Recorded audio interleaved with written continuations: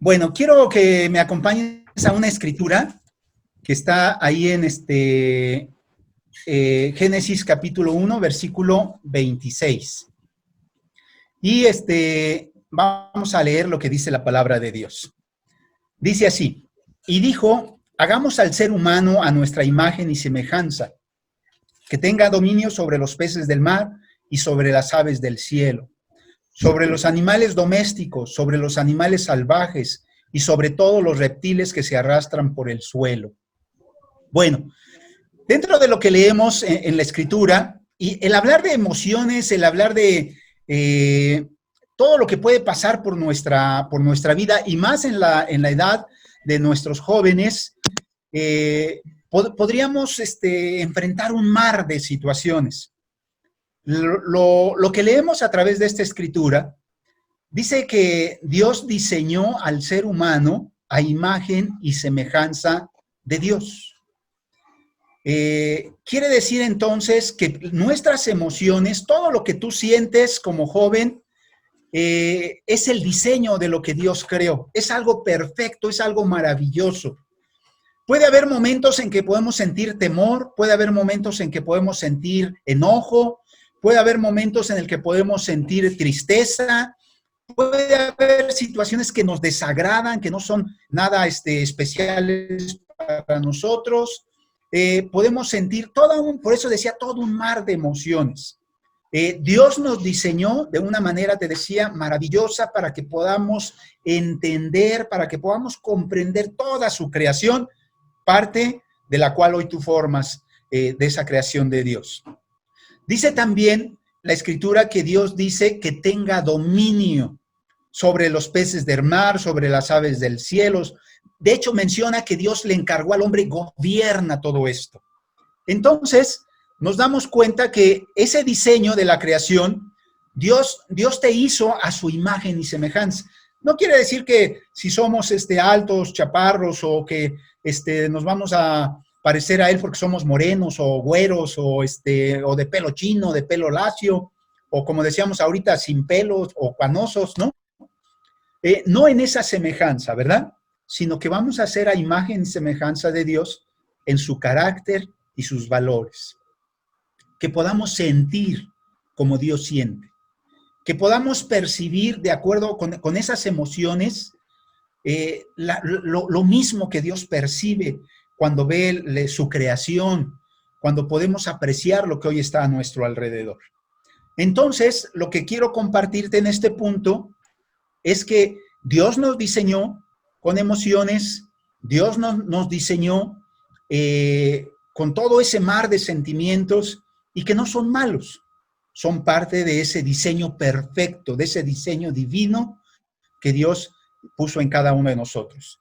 La pregunta que surge es ¿por qué a veces entonces no podemos controlar nuestras emociones? O yo no sé si tú lo has sentido o solamente yo.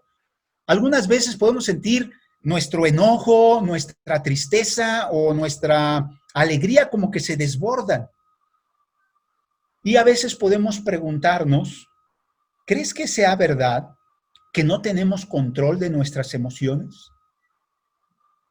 ¿O son áreas en las cuales podemos controlar, podemos dominar? Mira, quiero compartirte otra escritura, Jeremías capítulo 20, versículo 7 al 17. Dice aquí, bueno, perdón, del 7 al 15.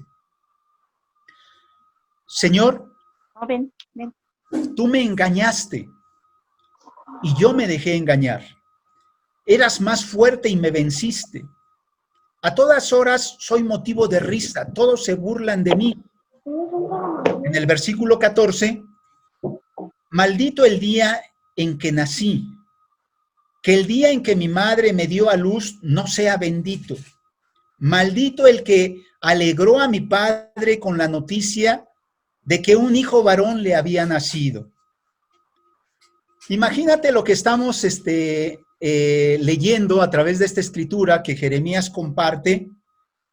Y cuando nosotros escuchamos esto, no sé cómo podríamos, si tú escuchas que esto te lo comparte un amigo, no sé qué consejo le daríamos, ¿verdad? Tal vez le diríamos, híjole, como que tienes esquizofrenia, o tal vez eres alguien bipolar, o tal vez tienes déficit de atención.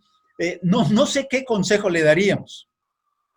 Pero ¿qué es lo increíble de esto que leemos? Jeremías está expresando sus emociones. ¿Te das cuenta? Es muy fuerte porque le está expresando a Dios un reclamo, está enojado con Dios. ¿Alguna vez te has sentido así? ¿Has sentido que Dios es injusto? ¿Has sentido que Dios no te ama? ¿Has sentido que Dios no te escucha? Esto es lo que este hombre estaba expresándole en su emoción a Dios. Había un enojo, había incluso una autocompasión, ¿te das cuenta? Dice, maldito el día en que nací. ¿Has pensado alguna vez en quitarte la vida? ¿Suicidarte? ¿Has pensado que no tiene sentido vivir? ¿Has despertado una mañana sin el deseo de levantarte de la cama y no es precisamente por pereza, sino porque no encuentras sentido a la vida? Nuestras emociones pueden arrastrarnos entonces a situaciones muy difíciles, muy desagradables. ¿Te das cuenta?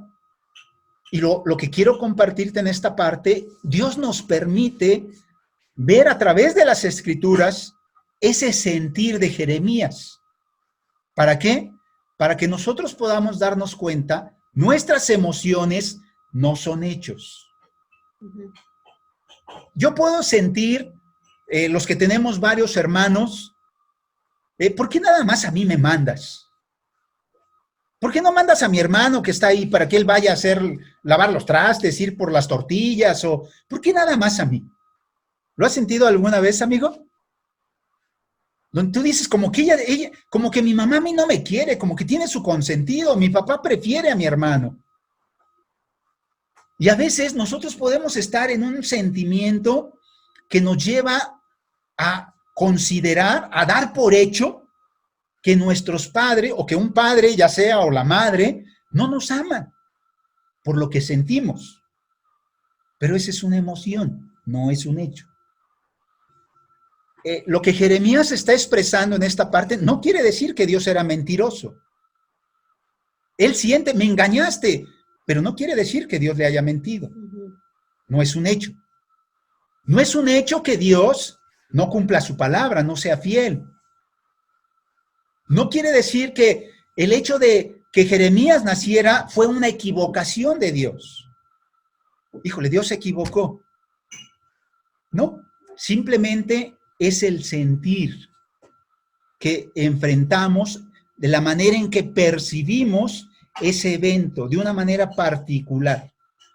Porque incluso te vas a dar cuenta que un mismo evento, personas pueden percibirlo de diferentes formas. Y fue el mismo evento, la misma situación. Los dos son hijos, son del mismo padre o de la misma madre, o asistieron a la misma escuela, están en el mismo salón de clases. Pero un evento pudieron percibirlo de diferentes formas. Y no se trata entonces, no quiere decir que cuando nosotros percibimos esa emoción, no quiere decir, como te mencionaba hace un rato, que Dios no nos ame, que Dios no nos escucha, o que los seres que están a nuestro alrededor estén buscando hacernos la vida imposible, estén buscando hacernos la vida difícil. Como consecuencia surge la pregunta, ¿puedes confiar en tus emociones como algo verdadero, como un hecho? La buena noticia es que nosotros podemos controlar nuestras emociones. Quiero dejarte con mi esposa para que ella pueda compartirnos de esas emociones que ella tuvo que enfrentar en su momento. Amén. Gracias. A lo largo de esta clase queremos compartirte con mi esposo cómo la palabra de Dios nos ha ayudado. Y en esta primera parte quiero compartirte, yo soy del estado de Guerrero, de un pueblito donde éramos 200, como unos 200 habitantes, y crecí en una familia de 6 hermanos, donde mi padre era alcohólico, mi mamá, la mayor parte de su vida ha estado enferma. Normalmente dicen que en el pueblo chico, infierno grande, ¿verdad? No sé si alguno de ustedes tiene algún familiar o convive o en tu casa hay alguien que tenga un vicio, ¿no? Alguien que sea alcohólico o alguien que sea drogadicto o alguien que tenga problemas de bulimia, no lo sé. Pero quizás entre ustedes haya alguno que tenga esta situación. Cuando tú vives con alguien que tiene una adicción, pues obviamente vives en un lugar y en un hogar, en mi caso, donde todo el tiempo mis padres se ofendían, todo el tiempo. Jamás yo recuerdo sentarnos en mi adolescencia, sentarnos a la mesa, todos juntos y contentos. Mi papá, toda mi vida, jamás nos dijo, te amo. Nunca, o sea, su forma de mostrar amor no era con palabras. Él, como te comenté, él era alcohólico y durante mi adolescencia, pues obviamente éramos 6 hermanos, yo soy la segunda, de arriba para abajo, y para nosotros era un infierno cuando él llegaba. Normalmente mis padres todo el tiempo hablaban de un divorcio. Había golpes en la casa, a consecuencia del alcohol, había necesidades económicas, a tal grado que yo como adolescente sentía mucho coraje con mi papá, al grado de odiarlo o de pensar, ojalá y se muera, porque si él se muere, o sea, se acabarían los problemas en casa. Normalmente, pues en el pueblo mi mamá, para evitar que fuéramos vistos mal, con mis hermanos nos la pasamos normalmente encerrados. Era muy vergonzoso. O sea, era muy vergonzoso porque sentíamos, obviamente, cómo la gente podía vernos. Mi papá perdió la mayoría de sus bienes materiales. Padecimos de muchas cosas económicamente y eso a mí me hizo pensar, jamás me quiero casar. Yo nunca quiero traer un hijo a sufrir a este mundo y muchas veces pensé en suicidarme. O sea, pensé que la vida a mis 14, 15, 16 años, pensé que la vida no tenía sentido, que eso que pasaban en la tele de una familia donde hubiera armonía, donde hubiera paz, donde hubiera comunicación, donde hubiera cercanía entre padres e hijos, esposo, esposa, existiera. ¿Por qué? Porque en mi casa jamás vi a mis padres abrazarse con amor, jamás hubo un te amo, jamás hubo una relación de armonía. Era mucha inseguridad, era algo muy, muy negro, ¿no? Entonces, llego a la iglesia, me envían mis padres a la edad de 17 años, acá a la Ciudad de México, en la Facultad de Odontología en la UNAM, y a los 19 años me invitan a estudiar la Biblia, y para mí es como otro, o sea, es un giro, 180 grados, ¿no? Todo, o sea, Dios cambió, me sentí perdonada, un nuevo comienzo y empiezan los sueños. Pero a los 2 años y medio de estar en la iglesia, había situaciones o tentaciones que como discípula, específicamente en el área de la pureza, yo no las hablé porque sentía miedo, porque me daba vergüenza. Y durante algunos meses en la iglesia, como discípula, pues obviamente decidí ocultarlo, pero los que somos discípulos, algunos de ustedes saben que el pecado no se detiene, o sea, es una bola de nieve que crece y que crece y que crece. Entonces, para mí, el temor, la vergüenza, fue mayor. Y como Eva decidí caminar así, caminar en apariencia, caminar ocultando. A tal grado que me llevó a vivir cosas muy desagradables, pecados que jamás imaginé hacer. Cuando decidí confesarlo, obviamente hubo una disciplina espiritual. Y esto a mí me llevó a, pues obviamente al recibir esa disciplina, me llevó precisamente a enojarme con Dios. O sea, me sentí como, ¿cómo es posible? Primero, ahora que estoy en la iglesia, ¿por qué vivo estas cosas? ¿No? ¿Por qué permitiste, Dios, que el pecado me dominara? Y sabes, por mucho tiempo caminé en la iglesia culpable. No me sentía perdonada. O sea, sí confesé mi pecado, pero yo me alejé de ver la Biblia como Dios quería, como mi luz. Y empecé a pensar más como yo. Caminaba culpable, caminaba como ya se acabaron los sueños de Dios para mí. Me sentía culpable de fallarle a Dios, fallarle a mis padres, fallarle a mis líderes, fallar a la iglesia. Y eso me llevó a vivir con mucha negatividad, al grado que cuando oraba, no podía orar, porque sentía, yo ya no tengo derecho. Me sentía como, yo fallé a Dios y ya no tengo derecho a volver a soñar, ya no tengo derecho a volver a creer. ¿Por qué? Porque si Dios me perdonó y si llegué a la iglesia es para empezar de nuevo, no para caer en un hoyo. Esto es lo que quiero compartirte en esta parte. Gracias. Fíjate cómo nosotros entonces podemos tener muchas emociones. De hecho, yo le pedí a mi esposa que pudiera ser muy abierta. Porque, ¿quién de nosotros, te decía, no hemos pasado por un momento donde no nos sentimos amados? O te digo, o solamente que me haya pasado a mí nada más, ¿no?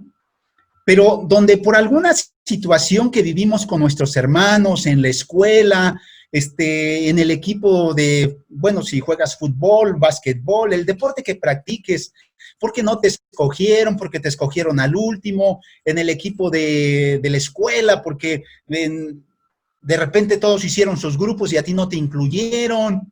Tantas situaciones que vivimos donde nuestras emociones nos llevan a percibir algo completamente diferente, ¿no? Nos sentimos no amados, rechazados, pero eso no quiere decir que sea la verdad. Eso que yo percibo es una parte de la cual yo estoy percibiendo. Entonces, ¿qué es lo fuerte aquí? Cuando nosotros permitimos que esas emociones las convirtamos en verdad, las hacemos hechos, entonces empezamos a llenarnos de sentimientos que ya no son correctos. Decíamos, amargura, envidias, ya otro tipo de sentimientos que empiezan a llevarnos a actuar de una manera incorrecta. ¿Por qué mentimos? ¿Te has preguntado? ¿Te has preguntado que a veces son incluso situaciones que son insignificantes? No es la gran mentira que hiciste. A veces son mentiras que tú puedes pensar, incluso a veces que podemos considerarla como piadosas. Era para ayudar, era para hacer el bien. ¿Pero por qué mentí? Porque hay un temor, porque hay un miedo. ¿Qué va a pasar si se sabe la verdad? Entonces, por eso caemos en una situación donde nuestra emoción nos lleva a hacer cosas incorrectas. Nuestros sentimientos nos llevan a tomar decisiones equivocadas. Cuando queremos experimentar ese gozo, esa felicidad de tener una relación a nuestro lado, no es malo que tú puedas sentir atracción si eres hombre, por una mujer, si eres mujer, por un hombre, por el sexo opuesto, no está mal. Pero cuando nosotros no lo encauzamos de la manera correcta, podemos empezar a caer en situaciones que ya son degradadas, que ya no son correctas delante de Dios. Y entonces, lo importante es que nosotros aprendamos entonces, una, nuestras emociones no son hechos. Y dos, nuestras emociones podemos controlarlas. Podemos darles una dirección. Podemos encauzarlas de la manera correcta. No se trata de que nosotros cambiemos nuestra personalidad, nuestro temperamento. No podemos cambiarlo. Dentro de nosotros, ¿quién se considera que es alguien muy sociable? ¿Quién se considera que es alguien tímido? ¿Quién se considera que es alguien muy extrovertido? A veces, el simple hecho de vernos a través de la pantalla, podemos darnos cuenta, ¿no? Como decían ahorita, comentaba Sergio, ¿verdad? Hay algunos que se esconden, ¿no? Y la ponen la pantalla en blanco y negro, ¿no? Pero hay otros que hablan mucho, ¿verdad? Y que hay que cerrarles el micrófono para que les den la oportunidad a otros, porque son muy abiertos, muy expresivos. No se trata de cambiar esas áreas, esa es parte de tu temperamento, pero si no lo encauzamos correctamente, podemos dañar nuestra propia vida y dañar la de otros. ¿Cómo la vamos a encauzar entonces de la manera correcta?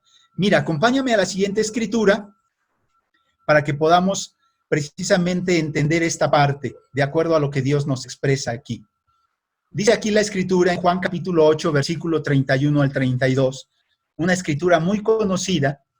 Jesús se dirigió entonces a los judíos que habían creído en él y les dijo: si se mantienen fieles a mis enseñanzas, serán realmente mis discípulos y conocerán la verdad, y la verdad los hará libres.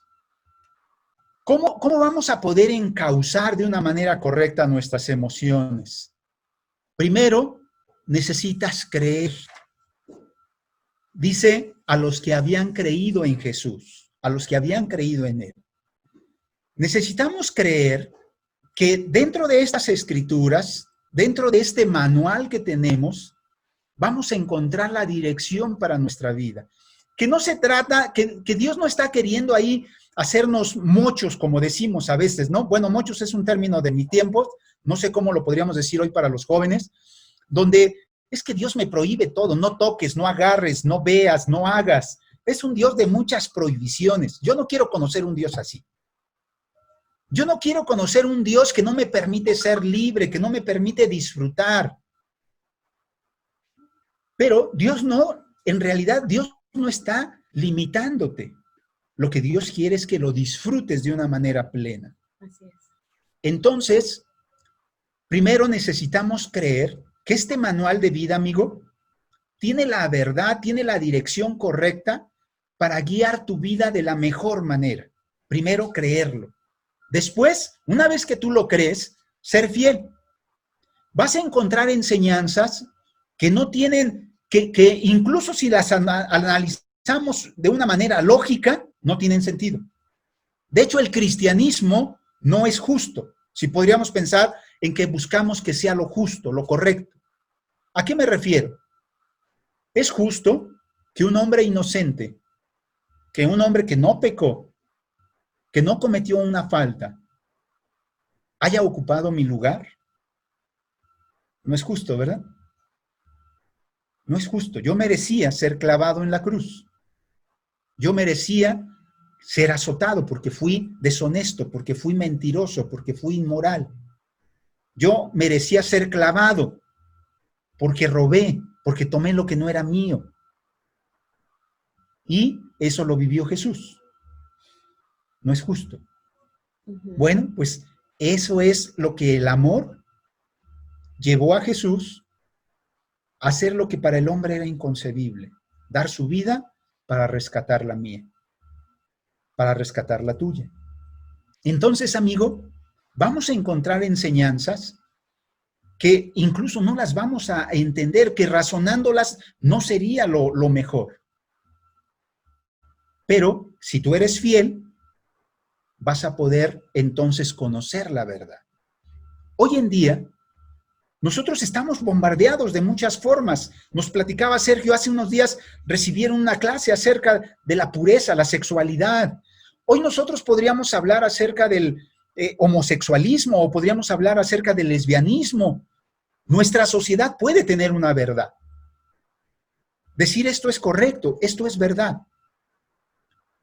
Pero si nosotros confiamos plenamente en lo que las Escrituras hablan, somos fieles a ellas, vamos a conocer esa verdad que nos hará libres. Ya no mi verdad, ya no mi criterio, ya no el criterio de otro grupito, de unos cuantos, o si tú quieres incluso de una multitud que puede creer lo mismo, pero no porque sea una multitud nos garantiza que sea verdad. Entonces, es ahí donde vamos a conocer la verdad. Y dice, eso te va a dar libertad. En el momento en que nosotros entonces estamos dispuestos a encauzar nuestras emociones de acuerdo a estos principios, vamos a poder controlarlos, dominarlos.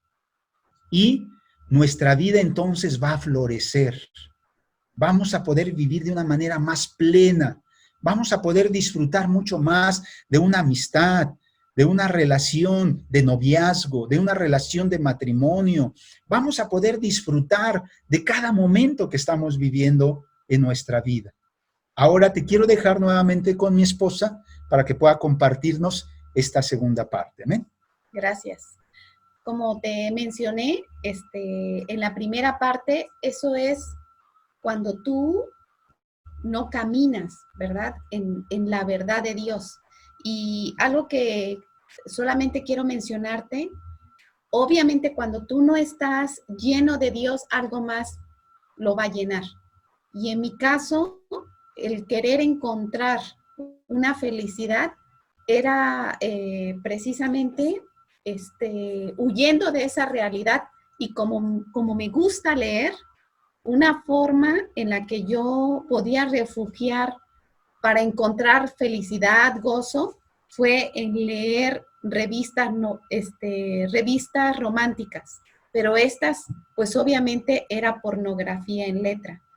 Así que cuando decidí ser una discípula, entendí que esto era solamente pecado y una fantasía para vivir fuera de mi realidad. Es como cuando te drogas para salir de tu realidad y después necesitas más y para poder enfocarte en eso. Pero algo muy especial que Dios ha hecho, y cuando tú eres humilde y decides vivir esa vida en abundancia que Dios te ofrece, Dios te da la oportunidad de un nuevo comienzo. Dios te da la oportunidad de ser libre. Y lo especial es que cuando yo decidí regresar a las Escrituras, cuando decidí ser fiel nuevamente a la palabra de Dios, cuando decidí que ser abierta con todo lo que pasara por mi mente y mi corazón, eso es una lección que aprendí en ese tiempo, que no importa cuán vergonzoso se pueda ver el pecado, que no importa cuán grande, cuán horrible pueda ser, Dios nos da el regalo de la confesión, el regalo de la honestidad. Y eso es algo que te permite ser libre, que te permite disfrutar las bendiciones de Dios. Y ¿sabes lo que Dios ha hecho? Después de ese tiempo de ser discípula, de caminar en culpa, fue tan fuerte el caminar en culpa por haber pecado dentro de la iglesia que incluso llegué a pensar en el suicidio. Llegué a pensar en aventarme a las vías del metro porque pensé, pues no tiene sentido, o sea, yo no cambio, mi naturaleza es así. Entonces, ya nunca más Dios va a volver a soñar por mí, pero esas son mentiras de Satanás. O sea, porque tenemos un Dios misericordioso y perdonador. ¿Y sabes lo que Dios ha hecho después de ese tiempo? Dios, en primer lugar, me permitió volver a ser pura. Amén. O sea, Dios me permitió vivir una vida de luz. O sea, transparente, de poder llegar y por medio del discipulado, por medio de la ayuda de hermanas en la iglesia, no aparentar, sino decir, mira, así pensé. O sea, estas son mis tentaciones como mujer, esto es lo que yo he pensado, ¿verdad? Esto es lo que me está dominando en este tiempo y quiero vencer. Y sabes, ha sido muy especial a lo largo de mi cristianismo, después de ese tiempo tan difícil, tener esa convicción de nada me va a separar de Dios. Amén. O sea, yo voy a hablar, yo voy a decir, esta soy yo, esta es mi realidad. Y lo más especial es que Dios siempre a través de los hermanos en la iglesia te va a dar esa ayuda para que tú salgas vencedor. Decía Norma al principio, para que nosotros podamos tener en esa vida en abundancia. Después de eso, cuando tomé esa convicción de ser honesta, tomé la decisión de voy a servir en la iglesia. O sea, yo no quiero ser alguien que solamente está, sino quiero dar, quiero servir, quiero ser como Jesús en donde se necesite. Si es como en un ministerio de niños, si es en la alabanza, si es ayudando en el ministerio de los pobres, y como universitaria y como estudiante decidí, cada salón donde yo esté, yo voy a compartir mi fe y yo vengo aquí por alguien. ¿Y sabes qué es lo más especial? Que durante el primer año en la iglesia, durante los primeros años en la iglesia se convirtieron 5 universitarios, o sea, compañeras de odontología, un arquitecto, y hoy varios de ellos están con sus familias en la iglesia. O sea, ¿qué quería hacer el diablo? Robar, ¿no? Robar los sueños que Dios tenía para mí. Posteriormente conocí a mi esposo. Dios nos permitió yo jamás había tenido un novio, jamás me daba miedo mi naturaleza pecadora, o sea, ¿cómo podía yo tratar a un hombre? Y en la iglesia lo aprendí, ¿verdad? A tratarlo con pureza. Cuando en la iglesia me enseñaron cómo formar una amistad no basada en lo físico, sino una amistad basada en los principios de Dios. Y yo decía yo oraba por mi esposo, ¿verdad? Cuando ya lo conocí, yo oraba porque nuestra relación fuera una relación donde Dios lo enamorara de mí, donde donde fuera Dios el que me mostrara, no porque yo tuviera un contacto físico con él, no por cómo me hablaba, si me hablaba bonito, no me hablaba bonito, o lo que él fuera, sino porque fuera un noviazgo de Dios. Y Él nos permitió vivir una relación en pureza. Yo, por mi naturaleza, no soy así. O sea, yo creo que solamente la palabra de Dios es la que te enseña cómo ser puro, cómo tratar con pureza a alguien más. Y Dios nos permitió en nuestro noviazgo tener dominio propio para no tocarnos, para no adelantar los tiempos y las promesas que Dios tenía para nosotros para un matrimonio. Era ser obedientes en decidir si nos decían, ¿sabes qué? Solamente háblale una vez a la semana, ¿no? Y yo tenía muchas ganas de hablar con él, pero era en oración, decirle, Dios, en oración era decirle, mira, me encantaría decirle esto, me encantaría decirle el otro, pero era no marcarle, era no enviarle mensaje, era esperar al tiempo en el que volvíamos a salir en cita. También lo que Dios nos permitió cuando llegó el día de nuestra boda, precisamente honrar a nuestros padres. Ese vestido blanco que usé fue un regalo de Dios porque ese vestido blanco significaba pureza, significaba honrar a nuestros padres, significaba precisamente que Dios es el que nos había dado la victoria sobre nuestras emociones y sentimientos, porque claro, como mujer, como novia, pues tú quieres, ¿no? Quieres expresar, quieres decir, pero Dios nos ayudó a también callar lo que teníamos que callar en ese momento, como dice Eclesiastés.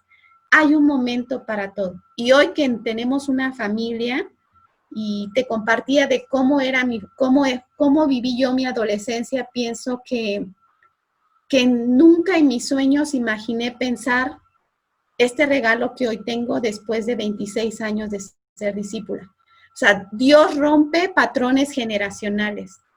Hoy la relación de matrimonio que tenemos es tan diferente a la que mis padres tuvieron. Hoy la relación que mi esposo tiene con mis hijas es completamente diferente a la que yo tuve con mi padre. ¿Y sabes qué? Pues eso es lo que Dios hace.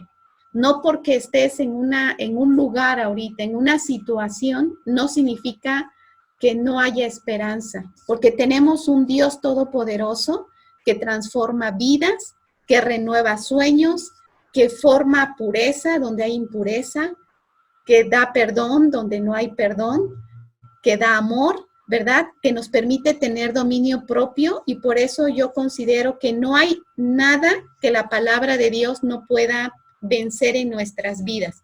Nosotros por naturaleza somos pecadores, pero en la bondad de Dios, con su palabra, nos purificamos y entonces podemos ser libres en cualquier área y tomar los sueños que Dios tiene para nuestras vidas. Es lo que quería compartirte. Gracias. Bueno, pues quiero dejarte precisamente ahora con esta conclusión. Nuestras emociones son diseño de Dios, son parte de la creación de Dios. Y es un diseño que Dios puso perfecto. No es algo incorrecto, no es malo. Pero también nuestras emociones no son hechos. Son percepciones que nosotros tenemos de un evento, de una situación, y nosotros necesitamos encauzarlo de acuerdo a su palabra. Si nosotros no tenemos una guía, nuestras emociones pueden desbordarse y como consecuencia llevarnos a situaciones complicadas. Pero, te decía, la buena noticia es que sí podemos controlarlas. ¿Cómo? Siendo fiel a su palabra, obedeciendo sus mandamientos, dejándote guiar.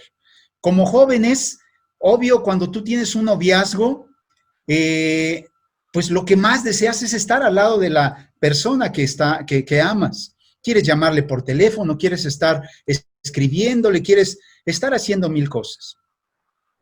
Pero cuando te dejas guiar, te decía, encauzar de una manera correcta esas emociones, vas a poder disfrutar mucho más el plan que Dios tiene para tu vida. Eso es lo que queríamos compartirte. Queremos ahora escucharlos.